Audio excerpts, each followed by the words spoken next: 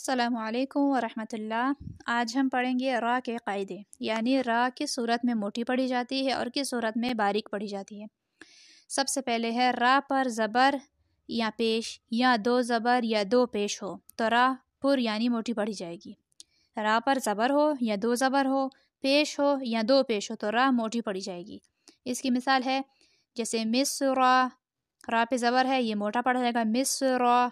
फिर है अनशरा, फिर है यशरबु, ठीक है, रा मोटी पढ़ी जा रही, क्यों? ये रा पे ज़बर आ रहा है। फिर है हुशिरत, फिर है नुशिरत। फरगता, रा, ठीक है, फरगता। फिर है रफ़अना, इबरतुन, मन राक, बल राना, ज़जरतुन, तज़किरतुन, मुस्फिरतुन, मिनल मुअसिराति, कल फराशिल मबसूसी। फिर है अअतैना कल कौसरा, यखरुजु, यनजुरूना, मसरूरन। अभी देखिए रा पेश है, रा दो ज़बर है, ठीक है, दोनों मोटे रा पढ़े जाएंगे क्योंकि एक पे पेश है एक पे दो ज़बर है। फिर है वहुवल गफूरुल वदूदु। फिर है सब्रन, युसरन, खैरुन, यसीरुन, ठीक है। ये मिसालें थी। रा पर ज़बर हो या दो ज़बर हो या पेश हो या दो पेश हो तो रा मोटी पढ़ी जाएगी।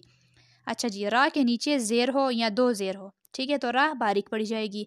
जिस तरह क़ित्रिन, क़ित्री, वक्फ करेंगे तो पढ़ेंगे क़ित्र, ठीक है, क़ित्र।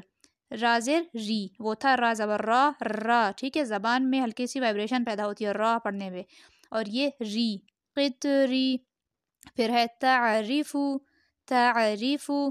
फिर है मजरेहा। अच्छा, ये कुरान पाक में एक ही जगह पर आता है, इसे कहा जाता है अमाला। अमाला क्या है कि रा खड़ी ज़ेर री होता है ना, तो हम इसे पढ़ेंगे रे, रा खड़ी ज़ेर के साथ हम रे मतलब बड़ी ये पढ़ेंगे।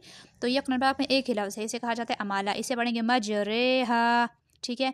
फिर है वल अस्री, फिर है मअल उसरी, फिर है तजरी, मल क़ारिअह, लैलतुल क़द्री, अशरिन, शहरिन, फजरिन, क़दरिन, ठीक है। लेकिन वक्फ की सूरत में ये रा मोटी पढ़ी जाएगी, क्यों?